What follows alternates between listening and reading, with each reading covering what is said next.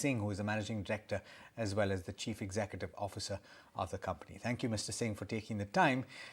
Let's talk about EBITDA growth. The question, of course, is what drove that EBITDA growth? And this is, of course, in the context of massive expansion in margins. Is it sustainable?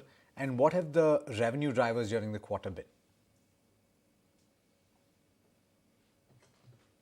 We are focused on 3 Ps, people, planet, and profit. If I were to share the good news on the people, for 2 years in a row, we have been rated as the best workplace in hotels and resorts by Great Place to Work. And we also reached our highest rank within the top 100 companies. We are ranked at 20. And in terms of planet, I shared with you the 7 resorts which are rated as green resorts. In terms of profitability, our profit margin is at about 15%, which is almost best in class in our businesses. And most importantly, our profit after tax also grew 24% on YOY. Even at the consolidated level, you can see whether there has been a significant improvement in revenue at 52%, 75% growth in EBITDA, and of course, margin expansion from 18 to 20.7. So as far as sustainability of margins is concerned, I think what we need to do is continue our focus on 2 things. Keep growing our top line through the addition of rooms. Of course, there's a cost that comes in when you add rooms. You need to always ensure that you are quickly able to fill up the rooms because the costs come in little ahead in terms of whether it's a financing cost or a depreciation cost. Just we have to do it in such a manner that we are able to add rooms at a brisk pace, fill them up very well, ensure that we are cost efficient and create huge value for our customers. Because I think in these times of inflation, it's not about the price, it's also about the value that you create for the customers. And that's what we are focused on. Good morning, Mr. Singh. This is Cheryl also joining in the conversation. And yes, we have seen a rise in the occupancy level for the industry as well. And given that you've seen over 80% occupancy level, is there any scope for further improvement?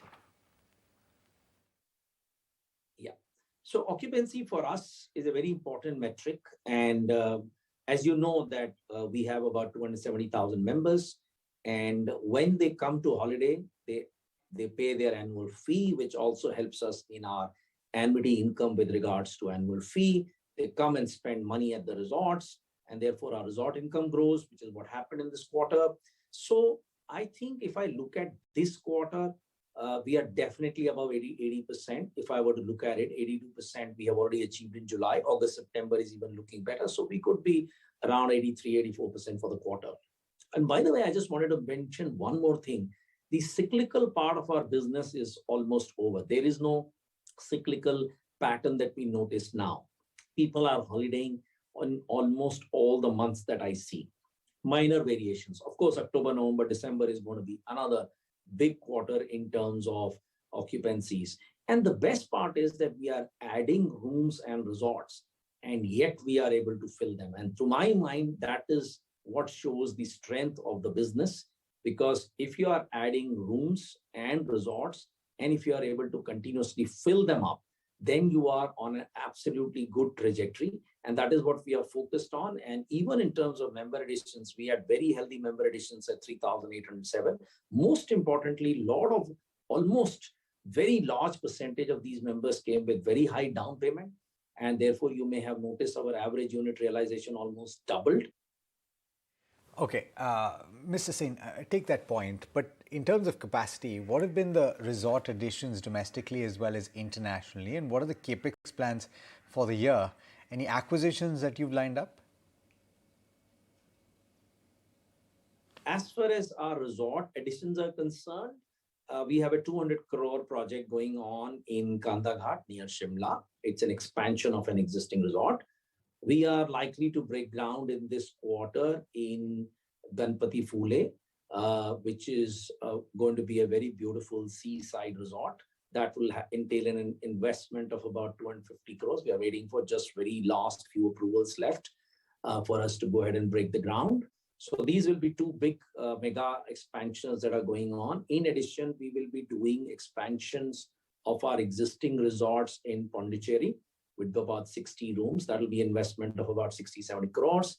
There'll be another 50 odd crores that we will spend in our Goa Sonora resort and add another 40, 45 rooms. And then further, we have land banks that we have sort of taken charge of. So there are some projects which are being planned. Parallelly, we are looking at acquisition of properties. I'm not in a position to tell you what's going to happen, but you will definitely hear soon about that as well. And as far as leasing is concerned, our pipeline is very good. We are constantly looking. And by the way, the good news for us is that because we are so clear, even during the pandemic, that we want to keep growing, we are not even putting any pause in our plans. And as a result of which, we have a very good pipeline and a very good set of leads coming to us for people who would like to give their resorts to us on lease or would like us to co-invest in some of their resorts. So we are open to all possibilities. And that is thing I think is fueling a clearly a 1,200 to 1,500 crores kind of a capital expenditure plan that we have, which is clearly right now in the right phase and right scale of focus as we speak. Thank you, Mr. Singh. We leave it there. Thank you so much for joining us on the show and to talk about the quarter gone by and what's expected ahead for Mahindra Holidays.